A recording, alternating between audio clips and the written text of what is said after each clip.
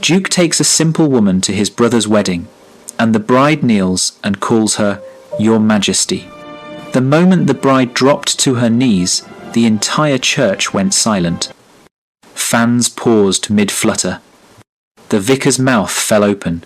300 guests craned their necks to see why Lady Helena Grey, newly married to Lord Marcus Thorne, had just knelt before a woman no one recognised. Your Majesty, Helena whispered, tears streaming down her face. Clara Wynne stood frozen, her borrowed gown suddenly feeling like a costume in a play she hadn't agreed to perform. She was a seamstress, a nobody. She taught reading to factory girls in church basements. She had no business being at this glittering society wedding, and she certainly had no business being called royalty by a bride in front of all of London's elite. I don't understand, Clara managed, her voice barely audible. The whispers erupted like wildfire. Clara caught fragments. Secret royal? Blackmail? Has she gone mad? Beside her, Adrian Thorne, Duke of Evermere and brother to the groom, moved with swift authority. His hand pressed warm and steady against Clara's back as he positioned himself between her and the gawking crowd. Helena, he said quietly, perhaps we should continue this conversation somewhere private. He guided both women toward a side antechamber, his broad shoulders blocking the curious stares. Clara heard Marcus calling after them, confusion sharp in his voice, but Adrian didn't stop until they were through the door and it was firmly closed behind them. Inside, Helena collapsed onto a settee, still weeping. Her wedding gown pooled around her like spilled cream. Why would you call me that? Clara demanded, her shock hardening into something closer to anger. I'm not royalty. I'm not anyone. Helena looked up, her face ravaged by tears and old guilt. Because I stole the crown that should have been yours. Before Clara could demand an explanation, a sharp knock interrupted them. The Master of Ceremonies' voice came through the door. Your Grace, the guests are talking. The reception must proceed. Adrian's jaw tightened. We'll be out shortly. But Your Grace... Shortly. He turned back to find Clara staring at Helena with an expression he couldn't quite read. Whatever history existed between these two women, it ran deeper than he'd imagined when he'd invited a simple seamstress to be his aunt's companion for the day. Clara, he said gently, we need to return, but I promise you we will get to the bottom of this. Clara looked at him, at the bride still crumpled on the settee, at the door beyond which 300 people waited to dissect her like a specimen. I don't have a choice, do I? You always have a choice with me. Adrian's voice was soft but certain. But I think the answers you need are in this room, and we won't find them by running. Clara straightened her shoulders. She'd survived worse than gossip. She'd survived fire and false accusations, and years of starting over from nothing. Fine, she said. Let's give them something to talk about. 1. That same morning, before the church and the kneeling bride and the chaos, Clara had been in her tiny workroom above a London lodging house, finishing the last stitches on a gown for Lady Agnes Thorne. Her fingers moved automatically, needle dancing through silk. The light through her small window was grey and weak, but Clara had been sewing since she was 8 years old. She could work by candlelight, by moonlight, by memory alone if she had to. The gown was beautiful, pale blue silk, with delicate beading around the bodice. Lady Agnes would look elegant at her nephew's wedding. Clara allowed herself a moment of pride in her work before wrapping it carefully in muslin. This was her life, small rooms, practical work. Teaching factory girls to read in church basements 3 evenings a week because someone had once taught her, and the gift deserved to be passed on. She wasn't unhappy. She'd learned to want only what she could have. The knock came at 7 o'clock precisely. When Clara opened her door, she found the Duke of Evermere himself standing in her narrow hallway, looking absurdly out of place among the peeling wallpaper and worn floorboards. Miss Wynne. He inclined his head. Are you ready? She'd met Adrian Thorne 2 weeks ago, when he'd come to observe one of her reading classes. He'd been researching charitable projects. Someone had told him about the seamstress who taught mill girls for free, and he'd wanted to see for himself. What he'd seen was Clara patiently helping a 12-year-old sound out words in a borrowed primer while other girls practiced letters on slate boards. Nothing glamorous, nothing impressive. Just quiet, necessary work. Afterward, he'd offered her an unusual proposition. Accompany his elderly aunt to his brother's wedding as a paid companion. Lady Agnes needed someone to assist her. Society expected the Duke to bring a female companion, and Clara's steady presence would serve both purposes. The money would fund her reading school for months. Clara had agreed, against her better judgment. Now, climbing into his carriage in her borrowed finery, she felt like an imposter. The gown Lady Agnes had insisted on providing was the finest thing Clara had ever worn. It made her feel visible in a way that frightened her. You look uncomfortable, Adrian observed as the carriage began to move. I am uncomfortable. This isn't my world. Perhaps not, but you navigate it better than you think. Clara turned to look out the window, watching London slide past. She didn't want his compliments. She wanted to deliver the gown, survive the wedding, and return to her simple, safe existence. Then the carriage turned onto a familiar street, and Clara saw a crest on a passing carriage that made her blood freeze. The Grey family crest. Memories flooded back, unwanted and sharp. She was 15 again, a housemaid at Greybridge Hall. She was 17, smoke burning her lungs as she dragged a screaming child through flames. She was 18, standing in the housekeeper's office, while accusations of theft destroyed everything she'd worked for. Miss Wynne? Adrian's voice cut through. You've gone pale. I'm fine. The lie came automatically. Just nervous about the wedding. But she wasn't fine. She'd spent 10 years burying Greybridge Hall and everything that had happened there. Now she was riding toward a church where Helena Grey, the girl who'd let her be destroyed, was about to become Lady Helena Thorne. Clara hadn't known. When Adrian mentioned his brother's bride, he'd called her Helena. Clara hadn't connected the name to the cowardly teenage girl who'd watched her be dismissed in disgrace and said nothing. It was too late to turn back. The carriage was already stopping outside the church. Clara. Adrian used her first name for the first time, his voice gentle. Whatever's wrong, you can tell me. It's nothing that matters anymore, she said, and stepped out into the morning light. 2. The reception was a nightmare wrapped in silk and champagne. Clara stood at the edge of the ballroom, trying to make herself invisible, while the entire room stared at her with undisguised curiosity. The whispers hadn't stopped since the church. Did you see? The bride actually knelt. Some say she's a foreign princess travelling secretly. I heard she's the Duke's mistress, and Helena discovered something. Adrian had stayed close, using his title and authority to deflect the most aggressive questioners. But even a duke couldn't stop gossip, and Clara felt the weight of speculation pressing down on her like a physical force. You need air, Adrian said quietly, materializing at her elbow. Come. He led her to a balcony overlooking the garden. The evening air was cool against her flushed cheeks. For a moment, they stood in silence. Tell me, Adrian said finally, why does Helena Grey owe you a crown? Clara gripped the balcony railing. She'd kept this story buried for 10 years. Speaking it aloud felt like reopening a wound. I was a housemaid at Greybridge Hall, she said. Years ago, Helena was 16, I was 15. We weren't friends, servants, and daughters don't befriend each other. But she was kind to me. I admired her. What happened? There was a fire in the nursery wing. Helena's little sister, Catherine, was trapped inside. Everyone was panicking. I don't know why I ran in.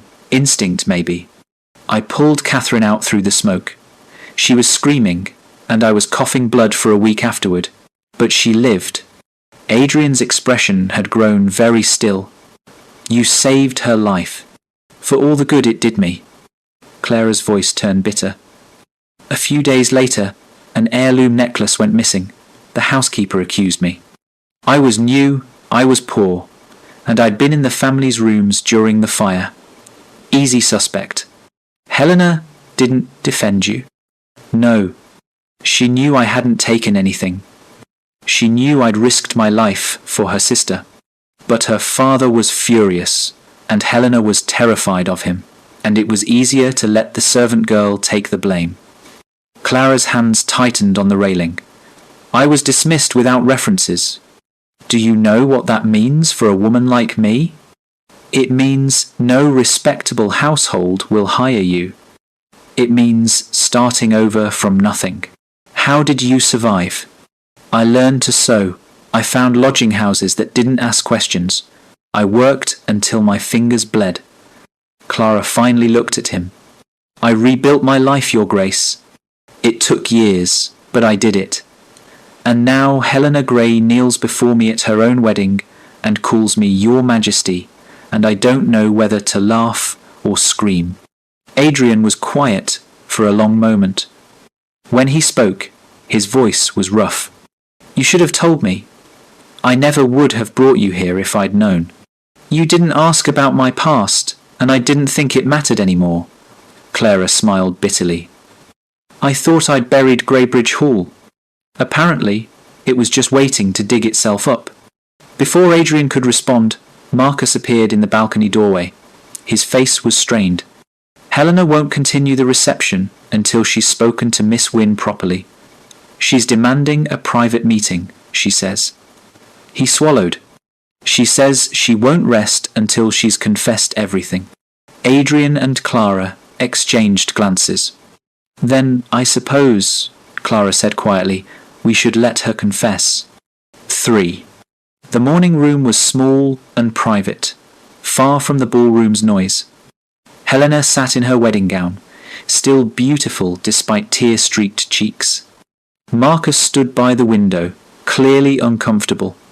Adrian positioned himself near the door, watching everything. Clara sat across from Helena and waited. The necklace was never stolen, Helena said, her voice shaking. A maid found it 3 weeks later, wedged behind a drawer. By then, you were gone. My father had dismissed you, and we'd left for the continent. You could have written. You could have told someone. I was a coward. Helena's tears flowed freely. I was 16, and terrified of my father, and too weak to do the right thing. Every year since, I've thought about you. Wondered what happened to you. Hated myself for not speaking up. And today, when you walked in on the Duke's arm, looking so composed, so dignified, Helena's voice broke. I saw the girl who ran into a burning nursery for my sister. The girl I betrayed, and I couldn't pretend anymore. She slid from her chair and knelt again, right there on the carpet. I called you Your Majesty because you deserve it. You were braver at 15 than I've ever been. You earned a crown that day, and I stole it from you. Everything I have, this dress, this marriage, this life, should have been yours. Clara felt something shift in her chest. Not forgiveness, not yet, but something softer than the anger she'd carried for 10 years. Stand up, she said quietly. Please. Helena rose, trembling. I don't want your crown, Clara said. I don't want your life. I never did. I just wanted justice, and it's too late for that now. Marcus stepped forward, his face tight with concern. This confession could ruin us. If Helena admits publicly that she let an innocent servant be dismissed... Marcus, Adrian's voice was sharp. Your wife is trying to make amends. Perhaps your reputation is less important than her conscience. The brothers stared at each other. Something passed between them that Clara couldn't read. There might be a middle way, Clara said slowly. Everyone turned to look at her. I don't need public declarations or scandals. What I need is something real. Name it, Helena said instantly. Clara thought about her reading school. The factory girls who came 3 evenings a week, exhausted from 12-hour shifts, desperate to learn something that might lift them out of poverty. She thought about the cramped church basement and the worn primers and the constant struggle for funds. I want a school, she said, a real one. Not a charity where rich ladies throw coins at poor children and feel virtuous. A proper school where working girls can learn to read, write and do sums. Where they can learn contracts and basic law so no one can cheat them. Where they can stand on their own feet. Helena's eyes widened. I could help with that. As Marcus's wife, I have connections now. I could raise funds, find patrons. And I'll match whatever you raise, Adrian added. I have a building on my estate that would serve. It could be converted within months. Marcus looked between them, calculating. A charitable project. The Thorne family's first joint endeavour after the wedding. It could work. It would redirect the gossip into something respectable. I don't care about respectable, Clara said sharply. I care about those girls having a chance. Then we're agreed. Adrian's voice was warm. Miss Wynne gets her school. Helena makes her amends. And society gets a story about charitable virtue instead of mysterious kneeling brides. Helena reached for Clara's hands. It's not enough. It will never be enough, but it's a start. Clara looked at her for a long moment. Then she nodded. It's a start. As they prepared to return to the reception, Adrian offered Clara his arm. She took it, and for the first time, the gesture felt like partnership rather than obligation. You handled that remarkably well, he said quietly. I handled it the only way I know how, practically. Most people would have demanded tears and apologies. I've never had use for tears. They don't change anything. Clara glanced up at him. But schools do. Education does. Give a girl the chance to read a contract, and she'll never be cheated. Give her numbers, and she can't be swindled. That's worth more than any crown. Adrian smiled, and Clara felt something dangerous flutter in her chest. She quickly looked away. She was a seamstress. He was a duke. Whatever warmth she thought she saw in his eyes was probably just gratitude that she hadn't created a worse scandal. 3 weeks later, Clara found herself living at Evermere Hall. The arrangement was practical. She needed to be close to the building being converted into her school, and Adrian's country estate was the obvious location. She had her own rooms, modest but comfortable, and spent her days planning curricula and lesson schedules with more resources than she'd ever dreamed of. But she didn't fit. She ate dinner with the family sometimes, then found herself in the kitchen chatting with the cook. She wore simple dresses while everyone around her shimmered in silk. The servants didn't know how to treat her, and the occasional visiting gentry looked through her like she was furniture. You're frowning again, Adrian observed one afternoon. They were in his study, surrounded by papers about the school. I'm concentrating. You're brooding. There's a difference. Clara set down her pen. I don't belong here, Your Grace. Everyone knows it. Even the footmen don't know whether to bow to me or step around me. Does it matter what footmen think? It matters what everyone thinks when you're nobody. Adrian leaned back in his chair, studying her. You're not nobody, Clara. You're the woman building a school that will change lives. You're the woman who ran into a burning building to save a child. You're a seamstress with ideas above her station. Clara stood, suddenly restless. That's what your mother thinks, isn't it? I saw the letter. Adrian went still. You read my correspondence? I saw one line. Something about that seamstress you dragged to Marcus's wedding. Clara's voice was flat. I know what people like your mother think of people like me. My mother is a narrow-minded woman who values bloodlines over character. Her opinion is irrelevant.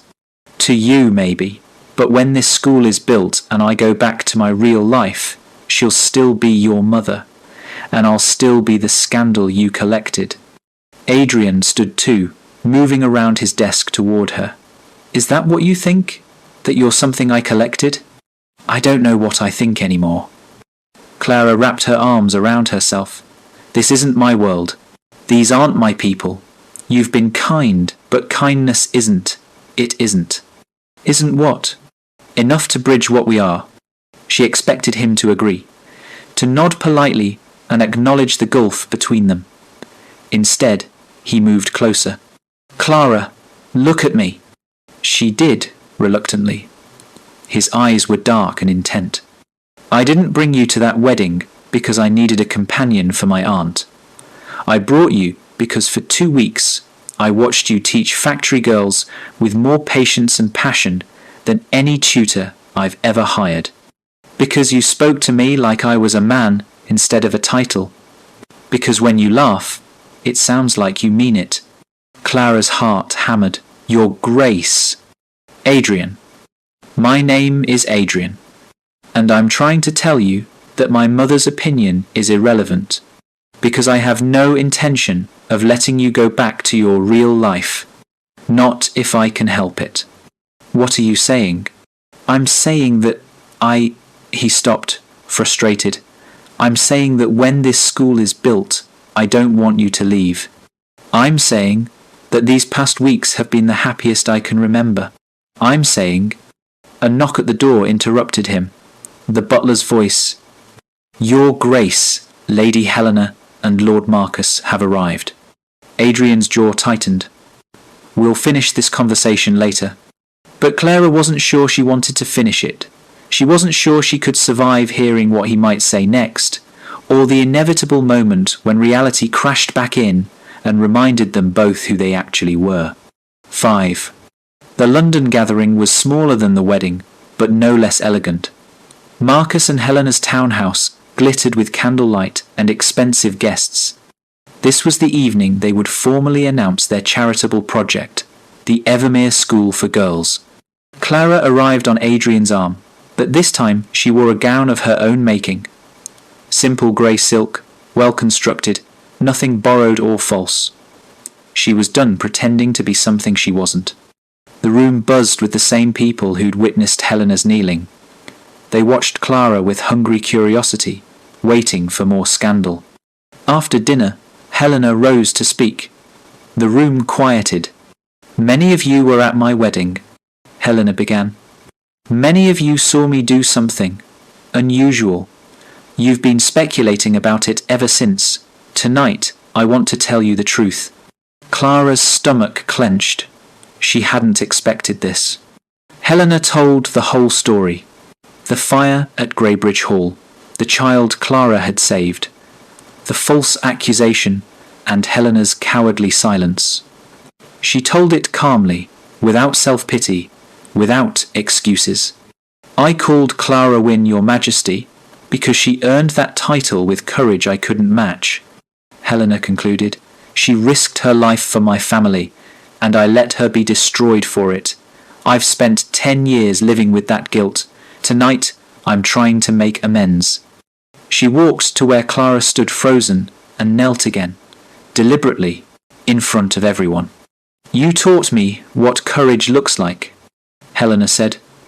You were more queenly at 15 than I've ever been. I stole the life you deserved when I let you take the blame. This is my first real step towards setting it right. The room was absolutely silent. Clara looked at Helena, at the 100 staring faces, at Adrian watching her with something fierce and proud in his expression. She had 2 choices. Flee, or claim the space Helena had created. Stand up, Clara said, her voice carrying. Please. Helena rose. I don't want crowns or kneeling brides, Clara continued, addressing the room now. I want something simpler and harder. I want girls who were born with nothing to have a chance to stand on their own feet. That's what this school will do. That's why Lady Helena and Lord Marcus have given their support. That's the only royalty I'm interested in, the kind that helps people rise. She spoke about the school then, about what working girls actually needed, about the difference between charity that made rich people feel virtuous and charity that actually changed lives. When she finished, something had shifted. The speculation in people's eyes had transformed into something closer to respect. Then Adrian stepped forward. "I want to add something," he said, his voice carrying easily. "I've watched Miss Wynne plan this school for weeks now. I've watched her work 18-hour days for students she hasn't even met. I've watched her navigate a world that wasn't built for her with more grace than most people born to it manage." He turned to face her directly, and Clara's breath caught. "I fell in love," Adrian said simply, "not with a mystery or a scandal or a woman a bride knelt to. I fell in love with the woman who sits up late planning lessons for girls no one else sees, who walked into a church full of strangers with her head high, who never once asked to be treated like a queen." The room had gone completely silent. "Clara Wynne," Adrian continued, "would you consider becoming my wife? Not my project, not my charity, not a scandal I'm managing.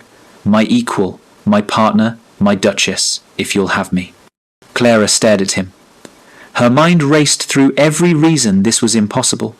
His mother's disapproval, society's judgment, the vast gulf between their stations. But she also thought about 3 weeks of late-night conversations, of walking the grounds together and laughing, of the way he'd positioned himself between her and every unkind stare, of the way he looked at her like she was someone worth knowing. "Your mother will never accept it," she said quietly. "My mother will learn to accept what she cannot change. Society will talk. Let them. I've discovered I care remarkably little what they think. I don't know how to be a duchess. You know how to be yourself. That's considerably more difficult." Adrian moved closer. "Clara, I'm not asking you to change. I'm asking you to let me stand beside you while you keep being exactly who you are." From somewhere in the crowd, Helena called out, "For heaven's sake, say yes. I can't endure another season watching silly girls chase him." Laughter rippled through the room. Clara felt some of her tension ease.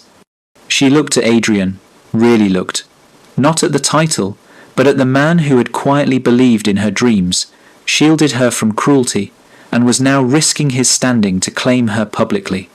"Very well," she said, her voice soft but carrying. "On one condition. Name it. No more calling me simple. If we're doing this, we stand as equals. You may be a duke, but in our home, I decide whether anyone kneels to me, including you." Adrian's face broke into a smile, real, unguarded, transforming. He bowed slightly, eyes gleaming. "As you command, Your Majesty." The room erupted in applause.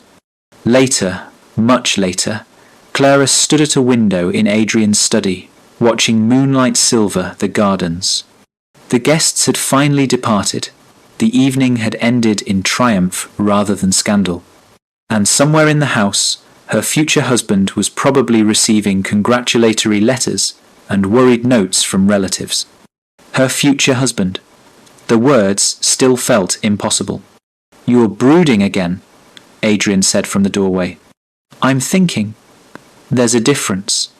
He crossed to stand beside her. Their shoulders almost touched.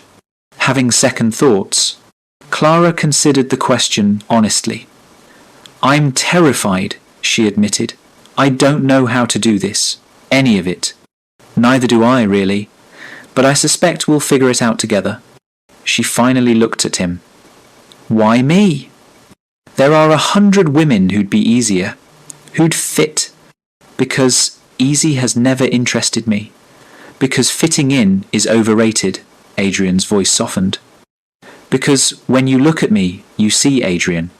Not the duke, not the title, not the fortune, just the man. Do you know how rare that is? I see a man who's about to make his life considerably more complicated. I see a woman worth the complication. He kissed her then, gentle and sure. Clara let herself lean into it, into him, into the terrifying possibility of happiness. 6 months later, she stood in the doorway of the Evermere School for Girls, watching students spill out of classrooms. 30 girls who'd started with nothing, learning to read and write and stand on their own feet. Helena and Marcus visited often. Helena's little sister Catherine, now grown, volunteered as a teacher. The scandal of the kneeling bride had transformed into a story of redemption and charity. Someone passing called out, "Good afternoon, Your Majesty." Clara smiled. She'd learned to take the joke gracefully. Because her crown wasn't a title. It wasn't a duke's ring on her finger, or a grand house, or society's grudging acceptance. Her crown was this school, these girls, the life she'd built from ashes and needles and stubborn hope. And the man who'd seen her worth before, she'd fully recognized it herself. "Your Majesty," Adrian murmured, coming up behind her and pressing a kiss to her hair. "The carriage is ready." "Don't call me that." "Why not? It suits you." Clara turned to look at him, her impossible husband, her unexpected partner, her proof that second chances existed. "Because I'm not royalty," she said. "I'm just a woman who learned that courage matters more than crowns." Adrian smiled. "That," he said, "is exactly what makes you majestic." And Clara, for once, let herself believe him.